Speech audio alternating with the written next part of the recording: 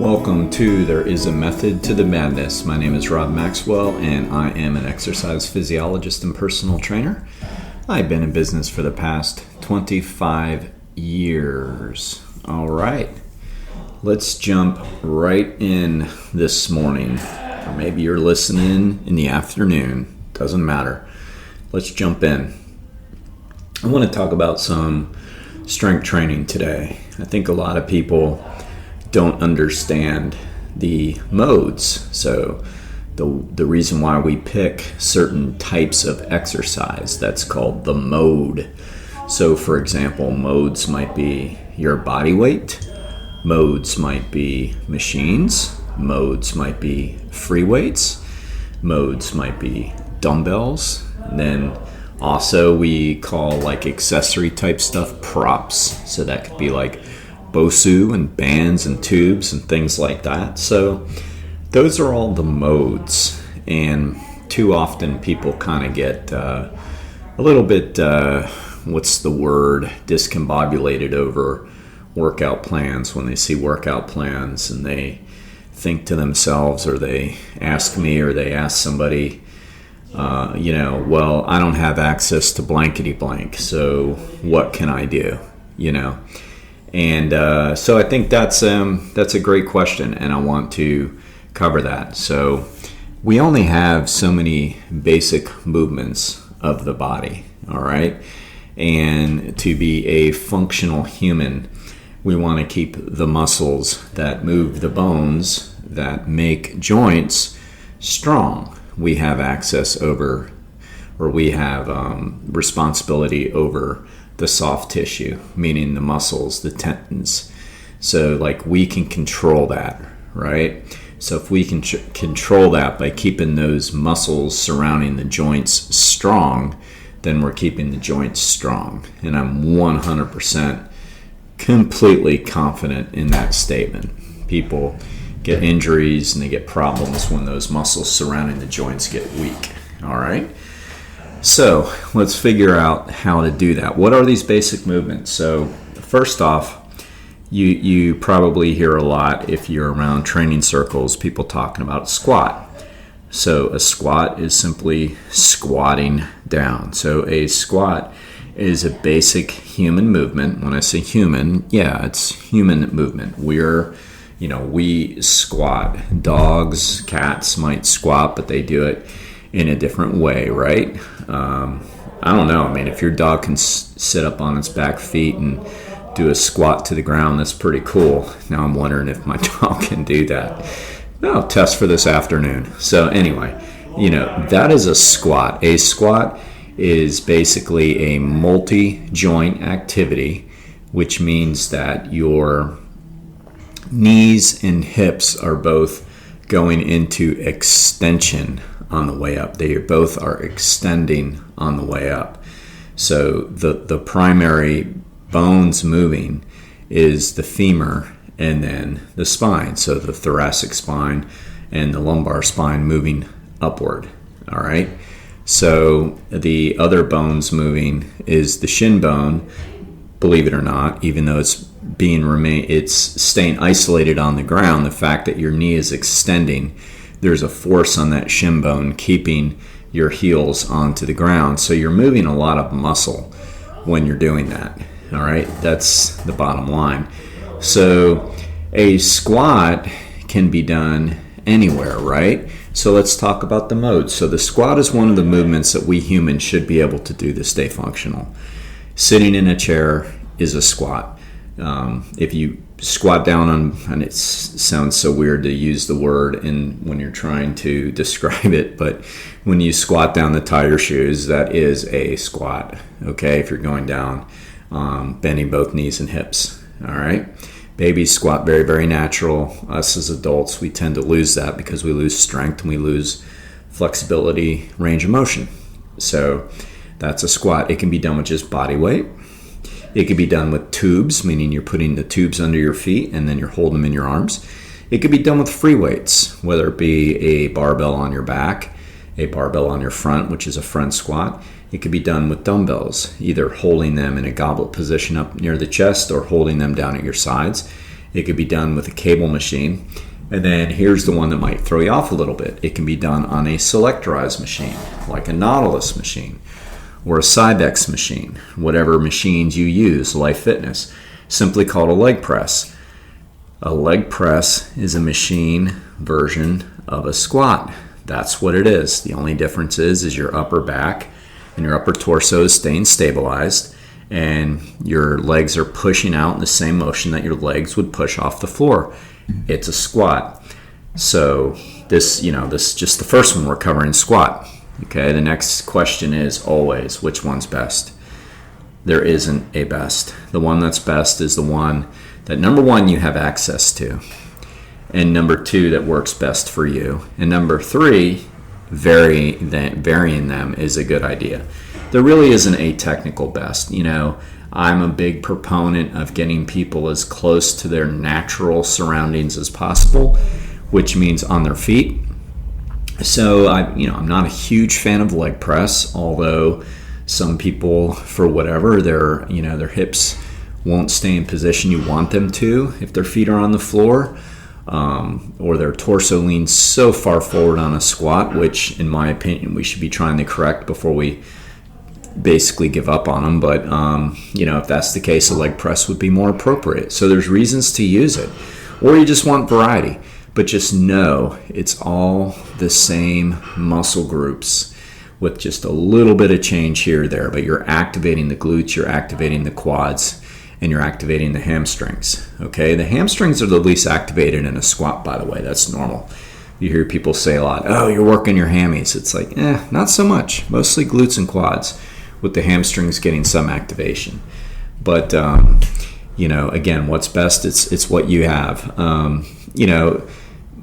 In my industry, especially in the side of the strength conditioning coach, we don't like to overly load a vertical spine. That means putting too much weight on the back, whether it be on the front or the back, but a barbell across the top. That's called a vertical load in a vertical position. So as you could imagine, that's going to cause a lot of compression in the spine. Again, as I've said before, it doesn't mean that that's going to hurt you. It's like if we do everything right in an exercise, you're not going to get hurt if you're using proper form and proper load. But there's more risk for it. And so then you have to look at risk and reward. And unless you're in a powerlifting competition where you have to do a squat, then there's maybe no reason to vertically load like that. You can hold dumbbells at your side and you can hold a cable at your side and you're doing the same motion as a squat, adding load. There's pros and cons to every one of these exercises, so if you're holding dumbbells at your side and you have super strong hips and thighs, then what might gives out on you first is your hands. You can't grip it. And I have that happen with some women, because women have 70% of the lower body strength as men. That's pretty damn good. But roughly only 30% of the upper body, and these are generalizations, but these are numbers we look at. So that means that their upper body is going to fatigue before their lower body because they really can't hold the load. So again, pros and cons. But a air squat, meaning a body weight squat, is the same exercise as a leg press. It's just done differently, and you want to look at the pros and cons of each exercise, but it really begins with what do you have access to, and it also goes into using some variety. I kind of make my own little mental checklist of my top priority ones, and then I go down the line. For me, I like dumbbell squats, and then I'll go goblet squat, and then I'll go cable squat, and then Smith machine squat, and then free weight. So those are kind of how I'll do it. Not necessarily order what I like, because sometimes it's just easier to load up a bar and go. You don't have to worry about dumbbells getting in your way and people getting in your way, because the dumbbell rack's always crowded. But but it's, I think, what I need the most. So I make a little priority, and it also depends on where I'm at. If I'm traveling up to a very common vacation spot I go up to when I go up to the mountains, if I decide I'm going to rough it and not go to the gym and do all my workouts outside, well, I'm doing air squats. I'm doing body weight squats, or maybe I'm holding a frickin' rock. But, I'm still doing the motion. So like people that go out of town and don't work out, that's not a good excuse. I mean, you can do it anywhere. You just have to learn what you're supposed to be doing and figure it out, like what to use. All right. Took a lot of time on squat, but I also covered a lot of the other, material that would go along with every exercise. So now let's look at a lunge. A lunge is a pretty common human movement. A lunge is taking a step or being in a split squat position and squatting down. You're like, well, when do I do that? Well, when you walk and run, you're putting one leg out. So like a squat is great for stationary, but a lunge is like a moving squat basically. So, and you're also focused on one side. If you never did any form of single leg training like a lunge, then my guess would be you have some muscle imbalances, because every time you squat, you're probably using more of one side than the other. And the only way we know that is if we do a single leg version of a squat, which is a lunge. And again, just like everything, it can be done with body weight. It can be done holding dumbbells. It can be done holding barbells, either in the front or in the back. It can be done with bands or cables. So like there's a lot of different ways to do a lunge, but yes, we should all be trying to do some form of a lunge. Another form of a lunge technically would be a step up, which is more like a single leg squat. But if we don't have access to a lot of like load and stuff or whatever, step up, whether it be a 12-inch step or an 18-inch step or a 24-inch step, those are the common sizes in gyms. You're making it harder by making the step higher. So, we can do that. But yes, we should do some single leg, and there's no, there's no perfect way to do it. There's no best way. I mean, technically I like doing walking lunges instead of, I like split squats too, so I'm not going to say instead of, because I really like them too.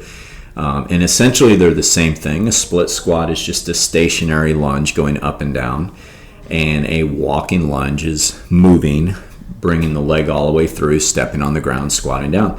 I mean, my personal favorite is just body weight or light dumbbells, and sometimes I'll have people do other upper body exercise while they're doing them, just to kill two birds with one stone. And again, it's you want to challenge your body to be able to do multiple things at one time, because it's good for your brain too. So like there's your big two for like the legs, is a squat and a lunge. And mode wise, it again comes down to what you have, comes down to pros and cons, comes down to you need to be able to overload it if you want to get stronger, right? But lunges are perfect. You can hold dumbbells, essentially.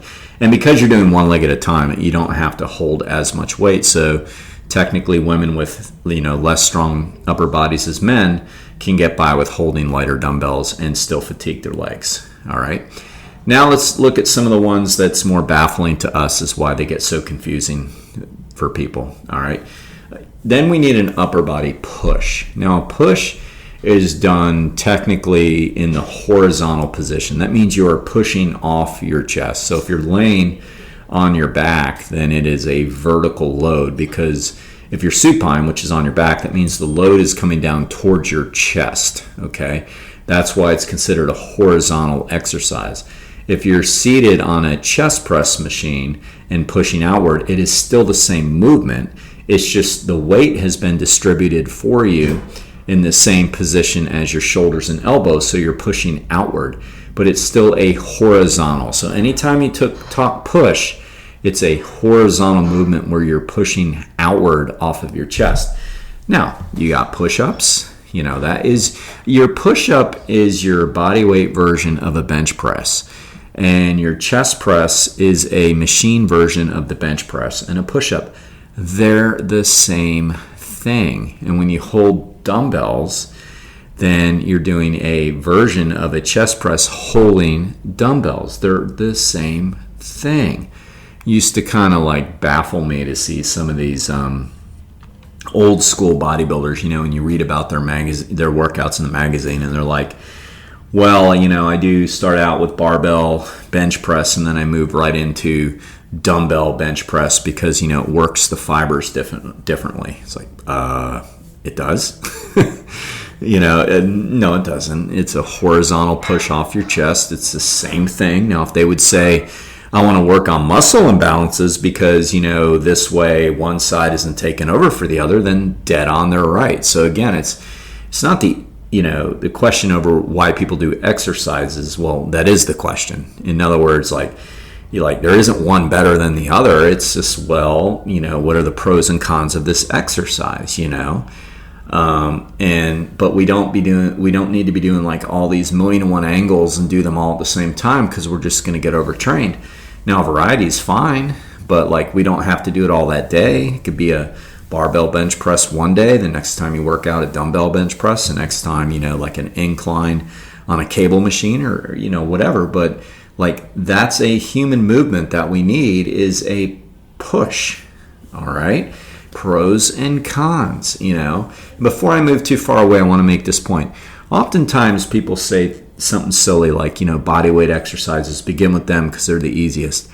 That couldn't be further from the truth than that. They're the hardest, which is why it baffles me when I see parents trying to get their kids into strength training, which is a great idea, but they always say, they shouldn't really do machines and stuff because, we don't want them to, whatever. I'm not even going to get into the mess about that, but, start with easy body weight. It's like, oh, easy body weight. Have you seen a 6-year-old do a lunge?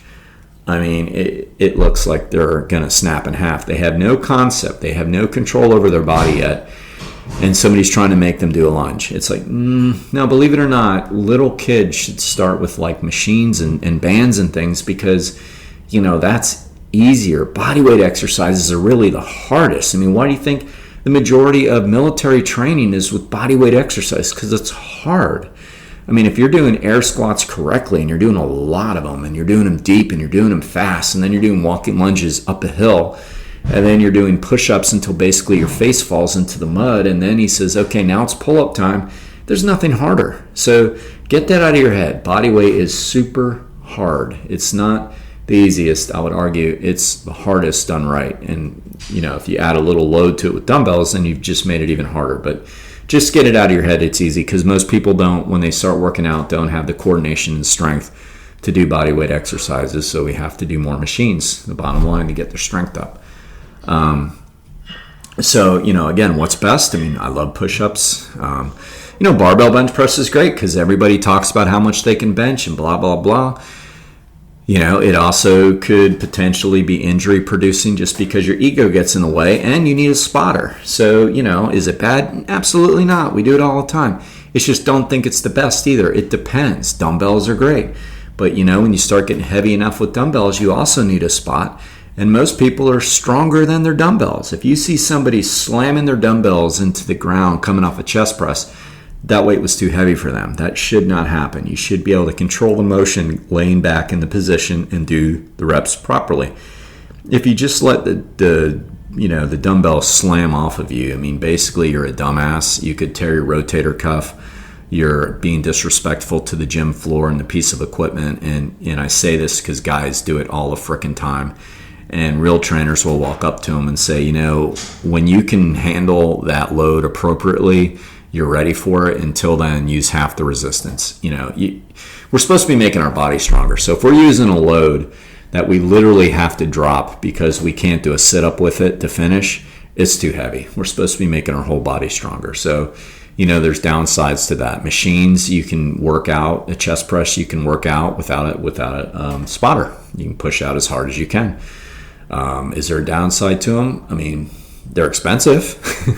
Like my hammer chest, my machine here is, $3,000 machine, and that's not even as much as some of the others because it's plate loaded. So, but outside of that, no, it's a great tool, and that's how you got to look at these things, as tools. All right. Now let's look at a press. A press means you're pushing up over your head vertically. A push, you're pushing out horizontally. A press, you're pressing up vertically. So that would be a form of a shoulder press. So it's the shoulders that are responsible for pressing up over your head. Matter of fact, it's the only muscle that raises the arm. So anytime your arm is raised, a deltoid, which there are 3, whether it be the posterior deltoid, the medial deltoid, or anterior deltoid, lifted your humerus over your head, which brought along the radius and ulnar, which are the lower muscle bones of the arm. So the shoulders raise up overhead. So if you're pressing up overhead, then that's going to be your shoulders with a little help from the triceps.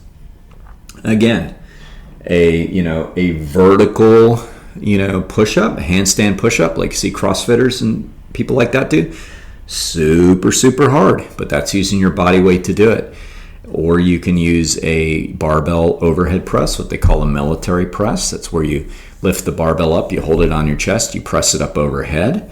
You can do dumbbells to do the same thing. You can use a selectorized machine, like a Nautilus machine or whatever, to push up. You can use cables. So there's plenty of modes to do an overhead press. Again, you have to look at the pros and the cons. It kind of like a squat is a vertical load. So if you have spinal problems, you have to be careful, because pushing up with your legs down or your butt down in a seat is going to cause a lot of compression in the spine. So you have to think about that. Sometimes if we alternate dumbbells, it takes less compression. It puts less compression on the spine. So that could work really, really well. So again, there's no best. It's about pros and cons. Personally, I like a dumbbell overhead press. Deltoids aren't nearly as strong as your chest, so you're not going to use as much weight. So you can more easily put that dumbbell into position to press up over your head, and then not be a lunkhead and drop them afterwards. Although I see lunkheads do that too, and that's just flat out showing off when they do that. But well, not showing off, but looking like an ass. But they think they're showing off because they hear a big bang. But pressing up overhead with dumbbells one side at a time or alternating is a great way to do an overhead press without compression. Cables are good. There is no best.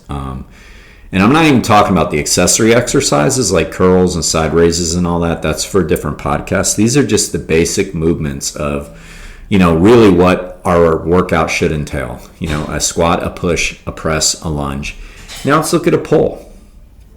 So a pull typically uses your lats, your latissimus dorsi, your rhomboids, your lower and middle traps, and then your biceps. So those are the posterior torso and then upper arm muscles. So that's what we do when we pull, okay? It could be a vertical pull, like a pull-up or a chin-up.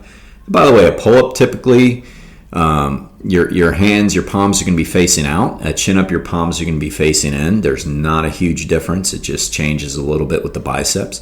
Chin-up, you use more biceps. A pull can also be horizontal, where you're bent over, or the machine is bent over for you and you're doing a row, okay? So again, let's look at the modes. If you're strong enough, then pull-ups are great. Not everybody can do a pull-up. I had a conversation with the client this morning about that. Let's get them to the point where they're strong enough to do pull-ups. Very hard to do. You're talking about body weight pulling up over a bar. For women, it's very, very difficult. I have some clients that can do it, but it's difficult. Now, so again, that gets back to the body weight being easy bull crap. Okay, try pull-up then if body weight's easy. It's hard, It's a great exercise to continue to see if you're really improving and getting your whole body stronger, though, for any age, male or female too. So we don't, we can't do the body weight. So what do? We can do a pull down.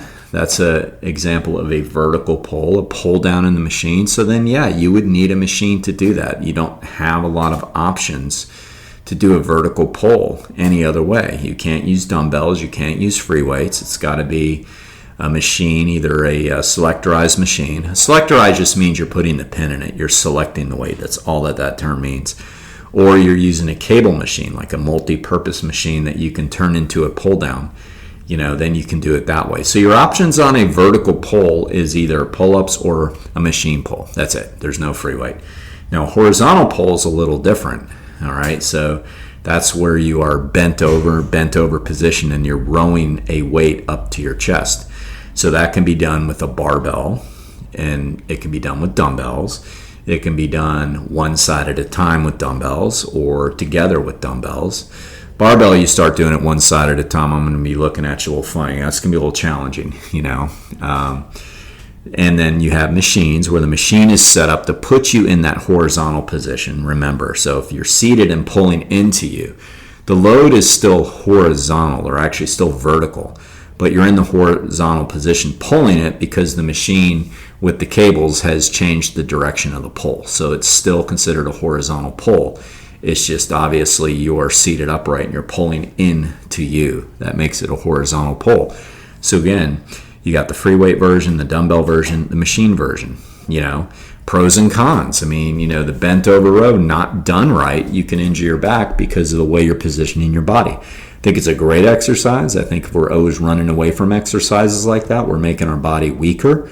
So it's better to learn how to do it correctly, to stay on our feet, and row to us will make us very strong.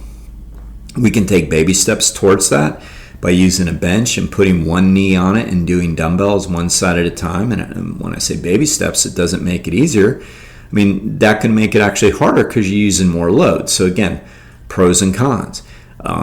The machines in the gym are great. I have a high row, which pulls a little higher, and I have a low row, which pulls a little lower. Both are great. It really depends on where are you going to be your best and what do you have access to, okay? So again, if you're out in the middle of nowhere and all you got, well, you're only going to have one form of a pull, and it's going to be a vertical pull because you're going to have to use a tree and try to do some pull-ups or something, or you just say, all right, this is the area I can't really hit on vacation. That's okay. You can do everything else. And if you think I'm kidding, I had a training partner once, we were training for one of those, Tough Mudder things, and we're doing a lot of our training outside, and he was an employee too, but, we were very similar, and we trained together. So we literally took a towel and we threw it over a very heavy tree branch, and we were we actually could do a few pull-ups that way, but man, you talk about working your grip. But that's getting creative, doing the motions that we need to do. So that's the way to do it. All right. So, and then after that, all right, then after that basic movement, then we're looking at a hinge. All right. A hinge is what a lot of people would call a deadlift. It's bending over at the waist. Okay. Bending over at the waist. So that can be done not really with body weight. I mean, technically you can do toe touchers and come up, but that's more of a range of motion exercise. But it can be done with free weights with a bar. It can be done with dumbbells. It can be done with cables. Kind of like a machine, like the low back machine is technically like that hinge variety, even though you think of it, as an isolation exercise, if you know what it looks like. But, technically your knees are bent, so you're pushing back using both your hips, your glutes and your hamstrings. So it really is a machine version of a straight-legged deadlift, which is what a hinge is. And yes, we have to strengthen that motion. I mean, it is so critical to strengthen that motion. Too many times people are afraid to work out their lower back because they think it's going to hurt their lower back, when actually studies show it's the polar opposite, that most people get back problems if it's muscular related from doing too much abdominal exercise, which creates a forward lean in their torso and not enough lower back. So you got an atrophied lower back, you have an overactive abdominals, transverse and rectus abdominals, and what do you think you get? You get back problems. Most injuries come from imbalances of people neglecting areas. So yes, we have to do them. What's the best? I mean, again, there is no best. Sometimes a barbell hinge or straight-legged deadlift is great because you can really lock into great form. None of these exercises should be done with I shouldn't say, never, but with the ego of how much weight I can lift. I mean, you got to think of it like tools and making yourself stronger. Sure, if somebody tried to deadlift 700 pounds, they've never done it before, and you're some idiot in a gym and you saw some guy on YouTube doing it, probably going to get hurt, but that's not what I'm talking about. You're using the tools to do the right motions. Again, you really can't do body weight, so you can do barbell, you can do dumbbell, is a great exercise, and you can do cables, set up the cable like dumbbells. Essentially, a cable is a fancy dumbbell machine. That's really what it is. Or the lower back machine, that gives you a machine version. Again, what's best? What you have access to. A lot of people that come here to the gym are lucky because I know so much about the lower back. I made sure I put in a lower back machine, which most people don't. they just, oh, let's do a shitload of crunches. It's like, okay. It's like doing it to flatten the abs, which is all your diet anyways. I go the other way and say we got to strengthen that lower back. So, that would be the motion. So that's the way it works, people. Like, those are the basic motions we need to do. I'll just repeat them really quick. A squat, a lunge, and a hinge. A press, a push. What am I missing? Oh, and a pull. Sorry.